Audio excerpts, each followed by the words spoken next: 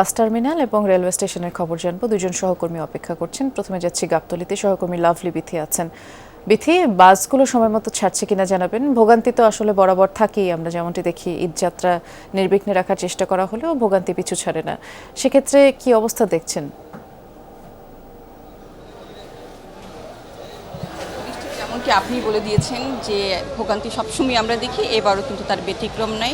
বাসের ছাড়ার সময়ের কথা যদি বলি, 3 থেকে 4 ঘন্টা দেরি হচ্ছে। কোনো বাসের ক্ষেত্রে 4-5 ঘন্টা অপেক্ষা করতে হচ্ছে যাত্রীদের।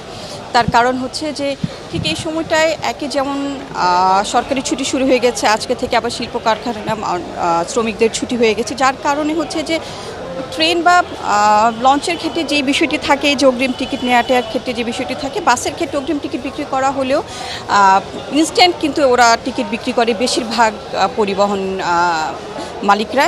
এবং যেটি এখানেও এবার এমনটি দেখা গেছে, কিছু কিছু পরিবহনের ক্ষেত্রে আমরা দেখলাম যে ফাঁকা আছে। জিজ্ঞেস কথা হচ্ছিল এরকম পরিবহন মালিকদের সাথে, যে তারা বলছিলেন যে তাদের অন্যান্য দিন হচ্ছে যে 7 থেকে 9টি ট্রিপ তারা দিয়ে থাকে, কিন্তু এই ঈদের সময় তাদের ট্রিপ সংখ্যা বাড়ালেও সেই গ্যাপটা কিন্তু 4-5 ঘন্টা হয়ে যাচ্ছে, যার কারণে তারা এখন টিকিট দিচ্ছেন না। বাস আসলে তারপর তারা টিকিট দেবেন, তা না হলে অনেক লম্বা সময় অপেক্ষা করতে হয়, যেটা হচ্ছে যে যাত্রীরা তখন ক্ষুব্ধ হয়।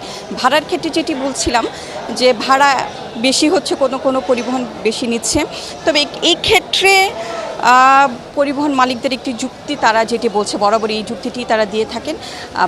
বিআরটিএ থেকে ভাড়ার তালিকা দেয়া থেকে সেই তালিকা অনুযায়ী তারা টিকিট বিক্রি করছে, কিন্তু অন্যান্য সময়ে অর্থাৎ ঈদের সময় ছাড়া আগের সময়গুলোতে তারা সেই নির্ধারিত তালিকার চেয়ে কমে বিক্রি করে, যার কারণে ঈদের সময় যখন তারা নির্ধারিত তালিকা বিক্রি করতে চায় তখন যাত্রীদের কাছে সেটি ভাড়াটি বেশি হয়ে যায়। তবে এর বাইরেও কিন্তু 500-600 টাকা বেশি ভাড়া নিচ্ছে, এমনও কিন্তু আমরা পেয়েছি। সব মিলিয়ে বলা যায় যে বৃষ্টি, রাস্তায় কোরবানির গরুর গাড়ির, সেই সাথে হচ্ছে যে যাত্রীর সংখ্যা বেড়ে গেছে, বাসের সংখ্যা বেড়ে, সব মিলিয়ে রাস্তাতেই কিন্তু দীর্ঘক্ষণ অপেক্ষা করতে হচ্ছে যাত্রীদের, যার কারণে দুর্ভোগ আসলে আছে, সেটি এখনও শেষ নেই। তারপরেও সবাই বলছেন পরিবারের সাথে ঈদ করতে যাবেন, এটি যেমন আনন্দে, তাই যে কোনো কষ্টই তারা এই জন্য এরা এই কষ্ট করতেও রাজি। আমরা শুনছিলাম আপনার মাধ্যমে। ধন্যবাদ বিথি।